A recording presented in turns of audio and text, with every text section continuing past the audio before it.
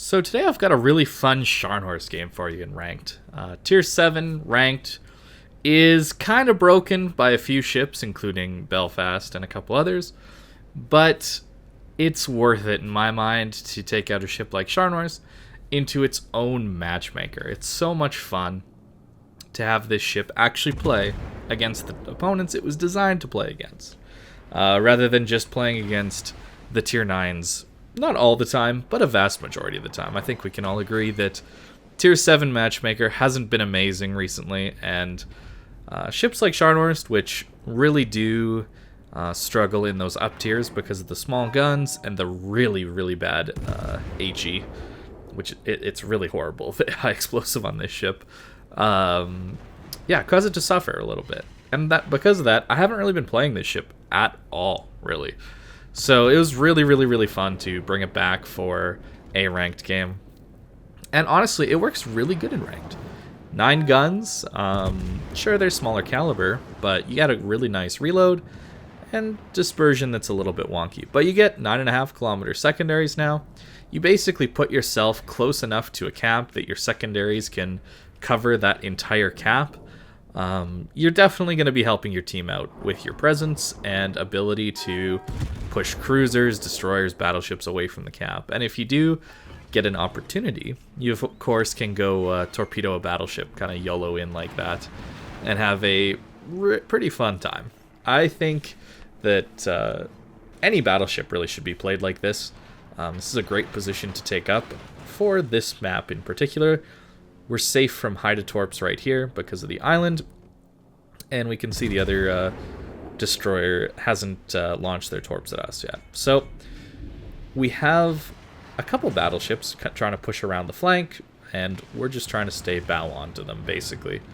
We'll push in and torp them eventually, but not yet. And even if you have a ship that doesn't have torpedoes, being just this close to an island, being this close to a cap is just so strong. It helps your team out so much. It gives your destroyers a lot of confidence, and assuming you're shooting the enemy destroyers, then you're likely going to win games. Of course, cap control is the name of the game when it comes to ranked, so in my mind, at least this match, my goal is to help my Haida defeat the enemy team's Haida. That is the main goal here. Whoever's Haida wins the fight, or whoever ends up living at the end, is really going to be the team that has a massive advantage, because Haida is just that strong as a destroyer. So it's okay we lose B.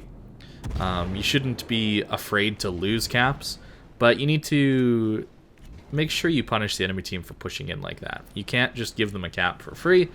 You need to make them pay for it with a few ships or a lot of health on a destroyer or anything like that.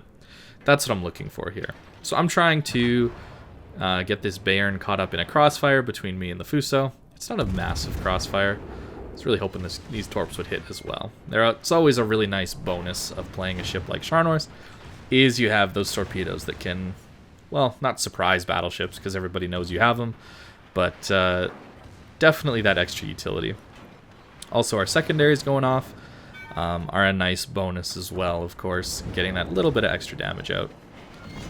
And this is what you should be focused on, in my opinion, when you're playing a battleship in ranked. You shouldn't be focused on farming damage. You shouldn't be focused on, I don't know, keeping yourself alive at the back of the map. I think the most impactful thing you can do is to play near your destroyers. Keep them alive, because you losing 10,000 HP is fine compared to your destroyer losing 10,000 HP. Getting people to shoot at you, bait people into taking the time to try and kill you, assuming you're in a tanky ship, right? That's why all the battleships, pretty much, that I recommended for this ranked season are relatively tanky battleships, right? Tier 7 is well known as the tier of overmatch in battleship terms. Everybody having 26 millimeters of armor and a lot of 406 millimeter battleships, even 380s can overmatch. Means that when you're running a ship that is only with 26 millimeters of armor, you're on a clock anytime you're in a fight with an enemy battleship or you're getting focused by an enemy battleship. You're on a clock because you can't angle. You're just going to keep getting overmatched over and over and over again. Whereas a ship like Scharnhorst, Synop, assuming Synop's at close range, A couple others, Gneisenau, of course, can shrug off a lot of these hits. Hyuga now is a very good example. And I had a really good game in Hyuga the other day, too. So if you want to see that, let me know. A bit of a, not quite a solo warrior, but actually kind of close to a solo warrior, in fact. Teammates like to throw their ships away in ranked. That is the thing I've noticed a lot this season, is people like to win harder. And because of that, you can't just sit passively at the end of a game and just wait for your team to win it on caps, that kind of thing, cap control, because people will tend to just rush into situations that they don't need to get into. So it's not looking amazing right now. We do have, well, we had the destroyer, a massive destroyer advantage. We still have a Shinonome, so, and we've killed the enemy 2 destroyers, and that's really what counts here. Is we're probably going to get some map control out of this, but a little concerned about some of our ships just pushing in, and our Fuso maybe playing a little bit too passive. I'm sure you've seen ranked teammates like this all the time. This is probably nothing new. So what we're going to do is we're going to try and push in and win the game for our team. Our Indianapolis needs help desperately, I think, because he's about to be in a really, really bad position against this Nelson. So I'm trying to take as much fire from the Nelson as possible to hopefully give our Indianapolis time to get some damage in, or maybe get out of a really, really, really bad situation. And Azara on our flank isn't too bad to deal with, just because we have enough armor to shatter a lot of his sap shells. But if we were in a ship with 26 millimeters of armor, or even 32, it wouldn't go so well. So pushing in here, I think, was the best option. Getting a little both sides action out of our secondaries. Not that that's a very useful thing, considering how low they hit. There's our high caliber achievement already. I want to talk a little bit about why I don't recommend Nelson as a battleship. I think that was probably the one battleship that was missing off of the tier list or the recommendations for ranked. It's because of its Citadel, in all honesty. It's so easy to Citadel this ship with anything above 380 millimeter guns and above. The back of the Nelson, especially when it's kiting away like this. The rear of the Nelson, of course, is 26 millimeters of armor. And then the rear Citadel is, I think, 30 millimeters of armor?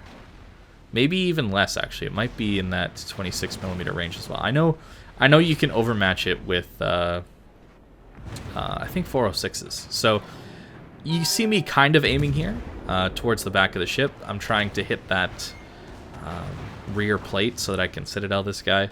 I missed just a little bit. Obviously these guns don't overmatch, but he was giving me an angle where it didn't really matter that much if I had overmatch.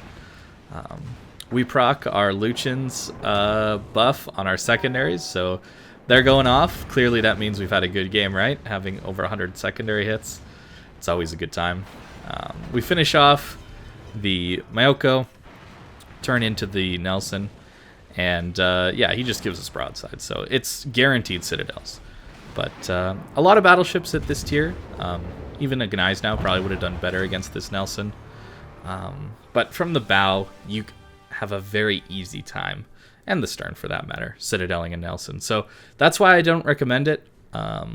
You want to be close to caps, you want to be supporting your destroyers, and when you're constantly getting overmatched Citadeled, that's pretty painful. It's a strong ship, don't get me wrong. Nelson's a strong ship, but it's very easy for ships to deal damage back to it. So, and I value the ability to tank a little bit more than the better firepower that Nelson does get. So Scharnhorst is certainly a clapper for tier 7 ranked, and a very fun battleship to play. This is my captain build right now. I'm not sure I'd recommend IFHE, just because you pen 26 millimeters of armor base with the 105s, which is enough for tier 7. I have it so that I can pen 32 millimeters. Maybe that helped me against the Nelson there with his 32 millimeter upper belt and deck armor. But I would probably recommend getting the extra fires, just because the majority of ships you're going to pen with all of these secondaries anyway. So This is more of a randoms build or a Pommern Tirpitz build that I have for this commander right now. And yeah, we're running everything secondaries, including close quarters combat, trying to get our reload down, right? We're trying to sit close to caps. When a destroyer is spotted, hopefully they're in our secondary range, so our secondaries are going off, as well as giving us 10% better reload on our main guns to hopefully kill that destroyer or cruiser or whatever is there really quickly. That is the plan. In a 7v7, especially in tier 7, you're able to push in pretty easily. So that's why I love playing the ship, and I think it's a very solid choice for tier 7 ranked. Maybe not the best. We all know, well, what probably the best tier 7 battleship is. Maybe this could be considered the worst tier 8 battleship. Something like that, huh? Anyways, Scharnhorst, a ton of fun, and definitely recommend you give it a go if you haven't played it in a long time. Try it in ranked. It's a lot of fun. So thank you for watching, and I hope you have a great day.